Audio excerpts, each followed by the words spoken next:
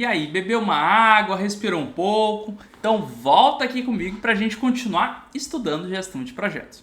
Pois bem, já entendemos o que é projeto, as noções do conceito de gestão de projetos, entendemos também que a gente consegue gerenciar projetos em diferentes níveis, entendemos as siglas relacionadas à gestão de projetos. O que a gente vai falar um pouco agora? A gente vai falar sobre as restrições, que foi algo que a gente já até antecipou. Então vem aqui comigo.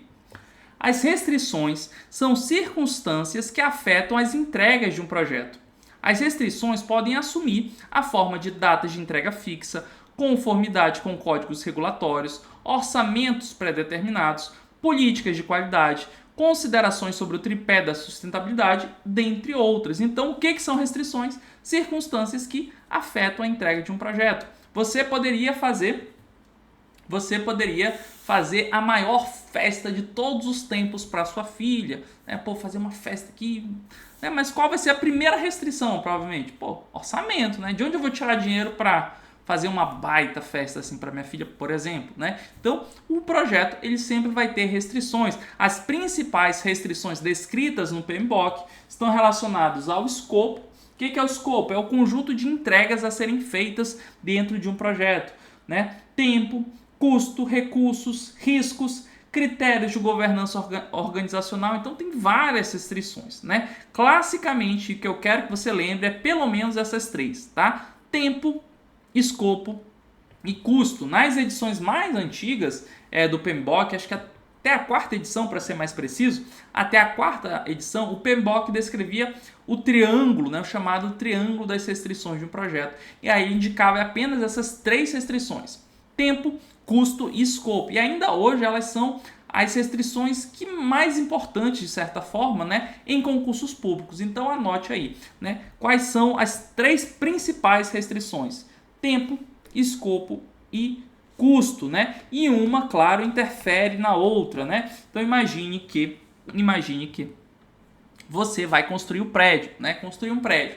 Beleza, o que aconteceu? Você atrasou para conseguir a licença ambiental. Lembra lá do exemplo do começo da aula? Então, teve aqui um problema no tempo. O que você pode fazer para contornar esse problema no tempo? Você pode o quê? Aumentar o custo, né? Abrir mão aqui do custo. Vou gastar mais, vou contratar mais gente, mas vou cumprir o que eu havia planejado, né? Vou cumprir ali o que eu havia planejado, aumentando as equipes para compensar o tempo que eu perdi. Então, ao você gerenciar o tempo, você pode afetar a outra restrição do custo. Ah, não, Marcelo, não vou abrir mão do custo, né? O que você pode fazer? Abrir mão do escopo. O que é o escopo? Conjunto de entregas. Eu ia entregar um prédio com 3 torres, por exemplo. Pô, não vai dar não, moço. Vai ser 2 torres agora, no máximo. Então você reduziu o conjunto de entregas. Ah, ia ser um prédio com uma piscina e uma baita área de lazer. Opa, reduz a área de lazer. Ia ser 2 quadras, bota uma quadra só. Então você vai ajustando, né? As restrições elas vão afetando as entregas e aí você começa, como gerente de projetos, ter que tomar decisões. Ah, para privilegiar o tempo eu vou abrir mão do custo. Para não abrir mão do custo eu vou ter que abrir mão do escopo. Vou tomando esse tipo de decisão. Tá bom? O que você tem que saber? Que as restrições elas afetam a capacidade de um projeto realizar suas entregas. Tá bom? Vamos aqui para a questão FGV, analista 2018. Assinale a opção que indica restrições para a execução de um projeto. Alternativa A, tempo, custo e escopo. Ó, de cara temos a alternativa porque descreveu justamente as restrições clássicas, né, do projeto. B, adequação, custo e legislação. Adequação não. Custo, cultura e escopo não. Comunicação, cultura e tempo não. As restrições clássicas são tempo, custo e escopo. Então, gabarito alternativa A. Eu vou pedir para que você pause o vídeo nesse momento e faça uma reflexão se você consegue responder 4 perguntinhas. Porque essas perguntinhas têm que estar já no sangue a essa altura da aula. Primeiro, descrever o conceito de projeto. Esforço temporário para gerar um resultado único, um resultado exclusivo. Você tem que dominar isso. Diferenciar projeto de processo. Processo é o que? Algo repetido. Projeto é um esforço temporário. Então, tem que estar no sangue isso. Descrever os conceitos de programa e portfólio. Programa é um conjunto de projetos relacionados. Portfólio é você pegar programas e projetos. Beleza? Indicar as principais restrições presentes nos projetos. Custo, tempo e escopo. Então pausa um pouquinho o vídeo, vê se está tudo, tá aqui, tô entendendo, Marcelo. Show de bola, continua comigo. Marcelo, não estou entendendo, o que eu faço? Pausa e volta, vê o que ficou acontecendo, o que precisa ajustar, e aí faz suas anotações, e aí quando estiver dominando isso, segue comigo, beleza? Mas faz essa análise, tá? Não pode sair da aula sem dominar isso. Show de bola? Então, vamos em frente. O que a gente vai conversar agora? A gente vai falar um pouco sobre o comportamento do risco ao longo do ciclo de vida de um projeto. Então, toda vez que a gente está lidando com um projeto, nós precisamos o quê? Considerar os riscos. E o que é um risco? Vem comigo. Risco é um evento ou condição incerta que, se ocorrer, provocará um efeito positivo ou negativo em um ou mais objetivos do projeto. Então, o risco é o que? A possibilidade de acontecer alguma coisa e afetar o seu projeto de alguma forma. De uma forma positiva ou negativa. Imagine que você está construindo ali a obra, né? Está fazendo um projeto para construir uma obra. E aí, o que é um risco? É ter uma nova legislação, por exemplo, que modificar e você não conseguir fazer a licença para executar a obra. Isso é um risco, isso pode acontecer. Se risco se concretizar, o que vai acontecer com a sua obra? Poxa, ela pode ser embargada, você tem que parar a sua obra. Então, risco é isso, é uma possibilidade, um evento que pode ocorrer e afetar o seu projeto. Outro risco, né? Imagine que você está construindo esse prédio para vender os apartamentos. Um risco é os apartamentos não tiverem uma boa aceitação do público-alvo. Ninguém quiser comprar seus apartamentos. Putz, lasqueira, né? Vou me lascar nessa obra. Então, isso pode acontecer. O risco, então, é um evento incerto que pode provocar um efeito positivo ou negativo no projeto. O que a gente percebe, né? O que o PMBOK indica sobre o comportamento do risco ao longo do ciclo de vida de um projeto? O PMBOK, ele diz assim, olha, no começo do projeto, o risco ele é muito alto. O risco no começo do projeto ele é muito alto. Por quê? Porque existe muita incerteza. Eu estou ainda no comecinho do projeto, no comecinho de planejar ali a obra do meu prédio. Pô, 1 milhão de coisas pode acontecer. Eu posso ter problema na prefeitura para autorizar a obra, eu posso ter problema com o fornecedor do material da obra, eu posso ter problema para contratar os empreiteiros para executar o prédio, eu posso ter problema de acidente de trabalho, enfim, tem uma infinidade de coisas que pode dar errado ainda, porque está no comecinho. Então, quanto mais próximo do início do projeto, como tem muita coisa ainda para ser feita, né, o risco é muito alto, existe uma incerteza muito alta. E aí, esse risco ele vai diminuindo à medida que o projeto vai avançando. À medida que você, puxa, já consegui a licença, comecei minha obra. Opa, se você já começou a sua obra, já diminuiu o risco. Né? Já não tem mais aquele risco de não ter a obra autorizada. Opa, já comecei aqui a ter as primeiras vendas. Opa, então o risco já diminuiu. Por quê? Porque aquele risco de o seu prédio não ter uma boa aceitação no mercado já está diminuindo, você já está tendo as primeiras vendas. Então percebe, quanto mais você executa o projeto, mais o risco vai diminuindo, uma vez que a incerteza vai se tornando menor. Então o comportamento do risco, anote aí, ele é decrescente. O risco ele é decrescente ao longo do ciclo de vida. Então anote aí, o risco ele é decrescente. Beleza? Importante saber disso. Beleza, Marcelo, entendi isso. Então vamos ver aqui uma questãozinha sobre esse assunto. Analise o trecho de definição a seguir. É um evento ou condição incerta que, se ocorrer, terá um efeito positivo ou negativo, pelo menos em um objetivo do projeto. No âmbito do PMBOK, essa definição aplica-se no contexto de gerenciamento de aquele conceituou risco, né? Evento ou condição incerta que, se ocorrer, terá um efeito positivo ou negativo no projeto. Então, ele conceitou risco, gabarito da questão, a alternativa é. Vamos para mais uma. Julgue o item seguinte, referente à gestão da qualidade e gestão de projetos. Um projeto envolve certo grau de incerteza, pois no decorrer da sua execução podem ser necessárias atualizações, como, por exemplo, a alteração nos custos em função de oscilações de preços ocorridas no mercado. Gente, um projeto envolve certo grau de incerteza? Sim, quanto mais no início a gente viu, maior a incerteza, maior o risco. Um dos riscos possíveis é você ter oscilação nos preços no mercado? Sim, isso é um risco possível, né? Pode ser que a gente tinha um orçamento ali no prédio, pô, vou gastar 2 milhões, não, deve ser muito mais, né? Vou gastar, sei lá, 50 milhões para construir esse prédio. Pô, beleza, esse é o estimado. Teve um aumento enorme no cimento. Pô, meu orçamento vai furar. Então essas oscilações, elas são sim um risco para o projeto. Então isso aqui está certo. Beleza? Beleza, Marcelo, entendi o risco, o conceito de risco, entendi que eu devo considerar o risco, né, dentro do meu projeto e entendi que os riscos são decrescentes ao longo do ciclo de vida do projeto. Isto é, quanto mais eu ando com o projeto, menor tende a ser o risco, porque o nível de incerteza é menor. Beleza, Marcelo, entendi isso, mas, pô, cara, o que eu vou fazer com esse risco? Como é que eu trato esse risco? Como eu gerencio riscos? Ou eu simplesmente vou ignorar esses riscos? Não, aí que tá. A doutrina, né, o PMBOK, ele traz algumas abordagens, algumas maneiras de a gente tratar esse risco. O que é tratar o risco? É você tomar alguma ação para você modificar esse risco, tá bom? Então existem 4 principais estratégias para gerenciar risco. Primeira estratégia é a prevenção.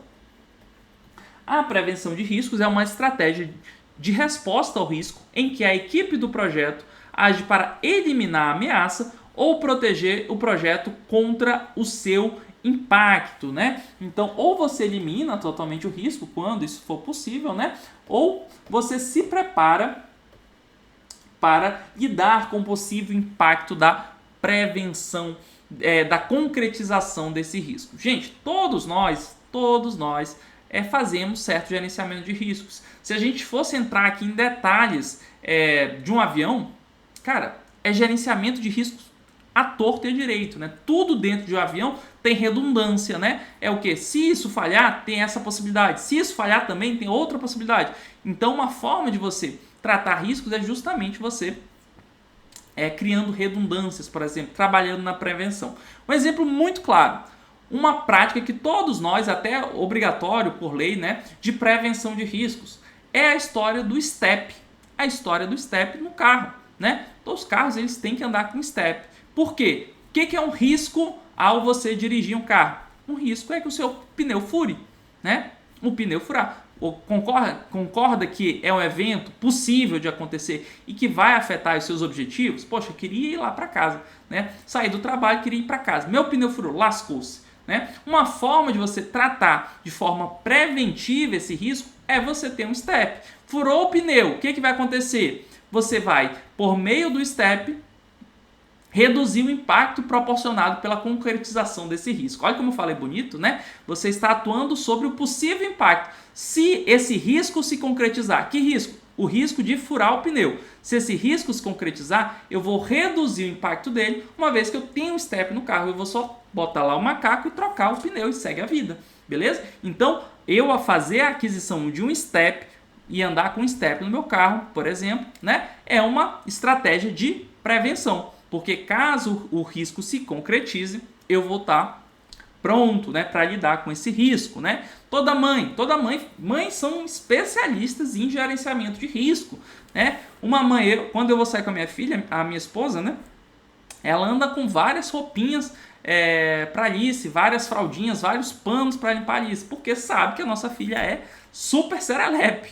Então existe uma grande probabilidade de ela se sujar toda, né? Existe esse risco. Então como é que você reduz o impacto desse risco se concretizar? Vai andar com a menina toda suja, imunda? Não, você troca a roupinha dela, leva uma outra roupinha, porque caso esse risco se concretize, você troca a roupinha dela. Então isso é prevenção, uma forma de você lidar com o risco. Quando a sua mãe diz, meu filho, tá frio, não quer levar um casaco, o que ela está dizendo? O tempo vai virar. Ela está dizendo, caso fique frio de fato, tenha uma friagem, você vai estar protegido contra o frio. Isso é o quê? Uma estratégia de prevenção para lidar com o possível impacto da concretização do risco. Então, você entendeu a ideia, né, de prevenção. É você adotar uma ação para se proteger de um possível impacto decorrente da concretização do risco. Outra maneira de você lidar com o risco, a transferência de risco, é uma estratégia de resposta ao risco, em que a equipe do projeto transfere o impacto de uma ameaça para terceiros, juntamente com a responsabilidade pela sua resposta. Então a transferência, como o próprio nome sugere, né, você passar a bronca, né, passar o impacto do risco, da concretização do risco para outra pessoa. Como a gente faz isso? Exemplo clássico é o seguro, né?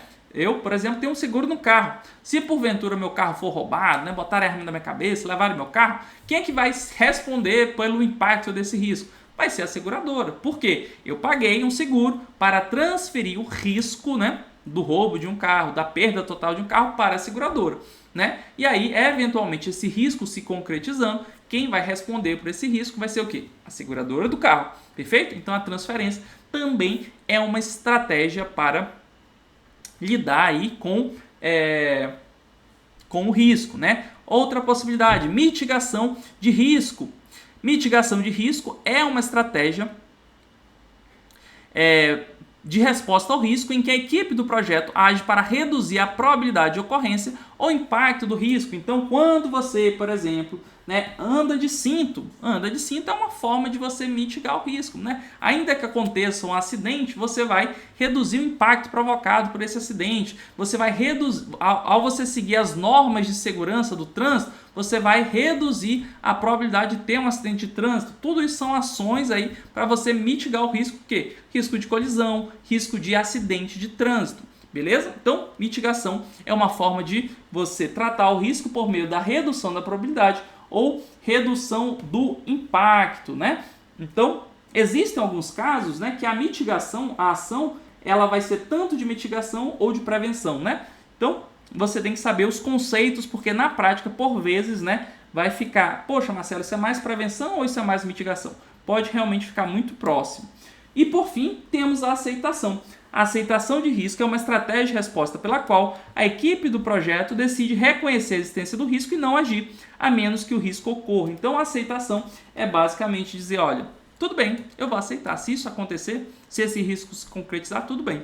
Né? Todos nós aceitamos algum nível de risco, a gente chama isso até de nível de tolerância, né, ao risco. Né? Ao dirigir, eu todo dia dirijo, né? Vou para casa, vou para o trabalho de carro. Beleza, eu estou aceitando o risco. Por quê? Qual é o risco? Existe um risco de acidente, né? Eu posso me acidentar, pode ter um doido aí dirigindo que nem um louco, bater o carro e eu morrer até. Existe esse risco, né? E eu aceito esse risco toda vez que eu dirijo, né? O que eu faço? Eu gerencio esse risco tomando medidas preventivas, tomando medidas de mitigação desse risco, tá bom? Mas a aceitação é você, poxa, esse nível de risco, beleza, é tolerável, beleza? Então, é essa ideia, você não fazer algo, uma ação mais efetiva para tratar o risco.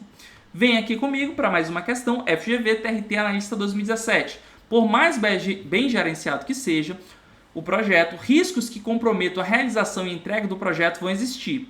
O gerente do escritório de projetos irá gerenciar um Congresso Nacional de Gestão Pública e, para isso, contratou um gestor de riscos para auxiliar na identificação, análise e resposta aos riscos, sejam eles positivos ou negativos. Em relação às respostas ou riscos negativos, o gestor poderá, vamos ver, alternativa A, mitigar os riscos ao calcular a probabilidade de seu impacto. Gente, não, né? Ele vai mitigar se reduzir a probabilidade ou impacto do risco e não simplesmente calculando. Tá errado.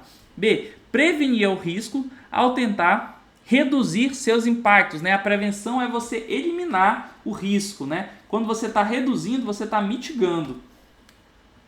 Vamos ver a C. Aceitar os riscos, que seria reconhecer o risco e optar por não agir. Quando você não está agindo, de fato, você está aceitando os riscos. Então, parece nosso gabarito. Vamos ver a D. Transferir os riscos compartilhando com outros. Transferir o risco também é uma maneira de lidar com os riscos, né? Isso aqui está correto, sim. Vamos ver a E. Explorar os riscos ao tentar reduzir a sua probabilidade. Não, isso não é. Explorar não tem essa estratégia de exploração de riscos. Então, a gente ficou aqui entre a C e a D. O gabarito aqui foi C. Vamos rever a D aqui com atenção. Transferir os riscos compartilhando com os terceiros. Não, aqui não é transferir, tá, gente? É compartilhar riscos, né? Compartilhar riscos compartilhando com os outros, né? Aqui ele utilizou uma nomenclatura diferente, né?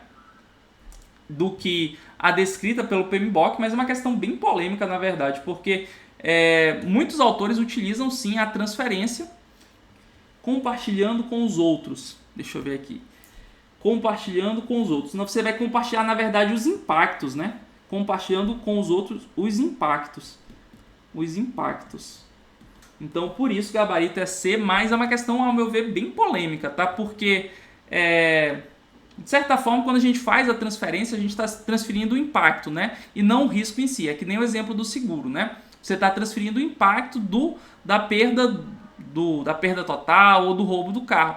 Mas, de certa forma, você está transferindo, né, o risco. Eu achei essa questão aqui, na verdade, bem anulável, mas fica aí que o gabarito da banca foi a alternativa C de casa. Beleza, falamos já sobre como lidar com o risco, resta falar também sobre o comportamento do custo de mudança do projeto, porque isso sim também é bastante cobrado em provas, né? Como é que é o custo da mudança no projeto? O custo de mudança, gente, diferente do risco, o risco a gente viu, o movimento é decrescente. No custo de mudança, o custo ele é crescente. Volta lá, por exemplo, da obra, né? Imagine quanto é mais caro mudar, né? Quando é mais caro mudar? Quando o prédio ainda está só no papel, no arquiteto, ou quando você já construiu o prédio inteiro e aí você quer uma grande mudança. Imagine, você construiu o prédio com apartamentos de 3 quartos e agora quer fazer só 2, ampliar. É mais barato mudar isso no papel ou quando já construiu? Poxa, Marcelo, é claro que é muito mais caro, né? Mudar quando já está construído. Ora, então o custo de mudança ele é crescente. Quanto mais você demorar para fazer a mudança, mais caro vai ficar. Por quê? Porque você já entregou muita coisa, você já realizou muita coisa. Então, o custo da mudança ele é crescente, anote aí. O custo da mudança ele é crescente ao longo do ciclo de vida do projeto. Controlar o escopo é o processo de monitoramento do progresso do escopo do projeto e do escopo do produto e gerenciamento das mudanças feitas na linha de base do escopo. O principal benefício desse processo é permitir que a linha de base do escopo seja mantida ao longo de todo o projeto. Então, basicamente, o que ele está dizendo assim, controlar o escopo é esse processo de você fazer as entregas que estavam previstas, né? E aí o que acontece? Os níveis de influência das partes interessadas diminuem à medida que os custos de mudança aumentam. O que ele está dizendo assim? Olha, é difícil para o gestor de projetos e as partes interessadas, né, mudarem um projeto depois que ele já andou muito, porque vai ser muito caro. Lembra lá do exemplo da construção do prédio. Pô, você já construiu o prédio, né? Os apartamentos já têm 2 quartos. Pô, você mudar agora para 3 ou vice-versa, pô, vai ser muito caro, né? Então, se já está feito, é muito mais difícil mudar. Então, a capacidade das partes interessadas influenciar nas mudanças diminui bastante, porque vai ser muito mais caro. Beleza? É diferente se for no começo do projeto. Poxa, ainda está tudo no papel. Era um projeto ali no papel de 2 quartos, quero ampliar para 3, tranquilinho, molezinha. Ah, era um projeto para 3 quartos, quero diminuir para 2 com quartos maiores, tranquilinho, está tudo no papel ainda. Então o custo de mudança vai ser bem menor. Agora, depois que o prédio está pronto, meu amigo, aí lascou, né? O custo vai ser muito alto. Então, o nível de influência também vai diminuindo, uma vez que os custos vão aumentando. Beleza? É essa a ideia aqui. Vamos ver como isso já foi cobrado. FGV, Cefaz Assistente 2022. Um novo gerente de projetos de uma empresa da Zona Franca de Manaus, ao realizar seu primeiro empreendimento, tem dúvidas sobre a definição de custos, riscos e custos de mudança de cada uma das fases do ciclo de vida de um projeto. Em função disso, ele realiza uma pesquisa no seu guia PMBOK, chegando à conclusão de que, vamos ver, alternativa A, os custos de mudança do projeto vão crescendo com o andamento do projeto, mas caem rapidamente ao chegar na fase de avaliação. Gente, custo de mudança ele vai subindo, só ele não decai não, tá errado. B, os riscos de um projeto aumentam consideravelmente à medida que o projeto vai percorrendo as fases? Não, os riscos são decrescentes. C, os custos de execução aumentam até o final da fase de organização e preparação, iniciando seu processo de queda a partir daí, até atingir seu nível mínimo no encerramento. Gente, não é isso que acontece, tá? Custo de execução. Custo de execução. Pensa na obra do prédio, né? Os custos, eles começam baixos, tá tudo no papel, tá na parte do arquiteto ainda, desenhando como vai ser o prédio. Os custos são baixos. Quando é que você vai ter um ápice dos custos de execução?